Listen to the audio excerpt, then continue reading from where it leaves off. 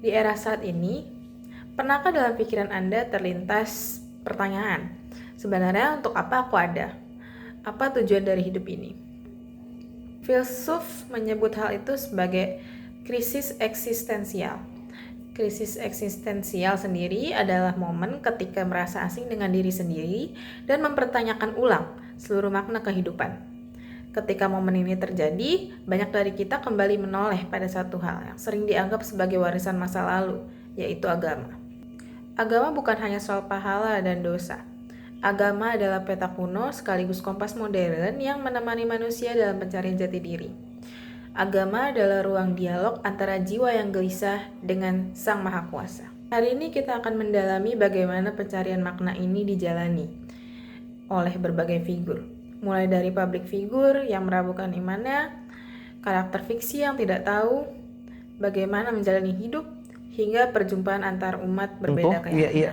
For the longest time lu cuman kayak tahu ada higher power, tapi lu nggak isi hati lu kejar dunia, lu kejar kekayaan sampai akhirnya lu mendapatkan banyak poin duniawi di hidup lu, tapi lu nggak pernah ngerasa puas, lu nggak ngerasa nggak happy loh. Udah punya sekian banyak apalah segala macem harta duniawi, lu tetap nggak happy gitu. Tapi itu lu kan bayar ada pajak something wrong. Gue pikir harta dunia itu yang bikin gue happy. Ternyata nggak bisa, nggak sama sekali nggak ada happiness dalam hidup gue. Dan akhirnya dikasih cobaan itu makin runtuh dong hidup gue. Semua yang gue pikir gue harus kejar rasanya nggak ada gunanya. Punya uang sekian, punya properti sekian, punya harta sekian, satu dapat penyakit yang rasanya saat itu adalah penyakit yang paling ganas ya dalam seumur hidup gue. Nggak ada gunanya. Dari penggalan video tersebut, Vidi tidak menemukan Tuhan di puncak karirnya. Ia justru menemukan Tuhan di titik terendahnya, saat ia sendiri dan saat tubuhnya lemah karena penyakitnya.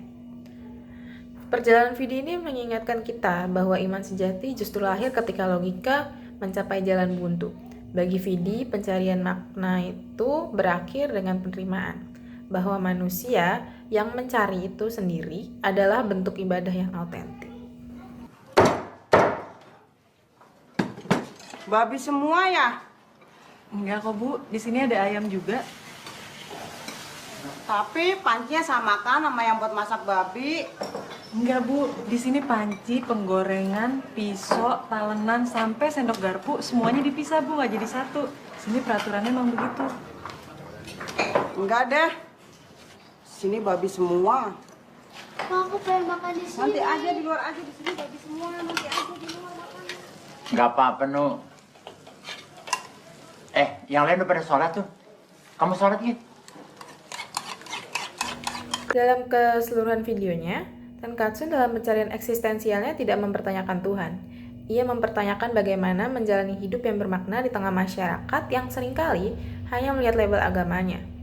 Jawaban dari pencarian itu cukup mengejutkan.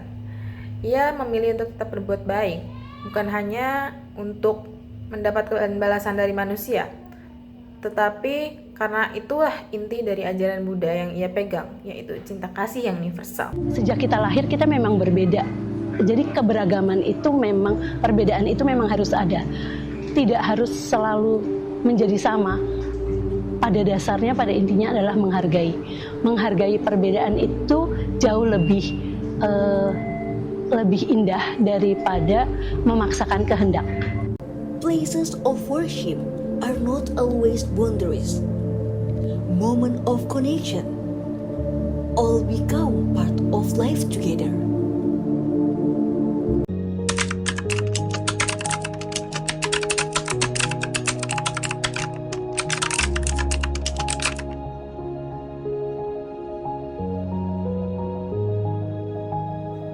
Dalam video ini memperlihatkan bahwa eksistensi manusia juga ditemukan dalam perjumpaan.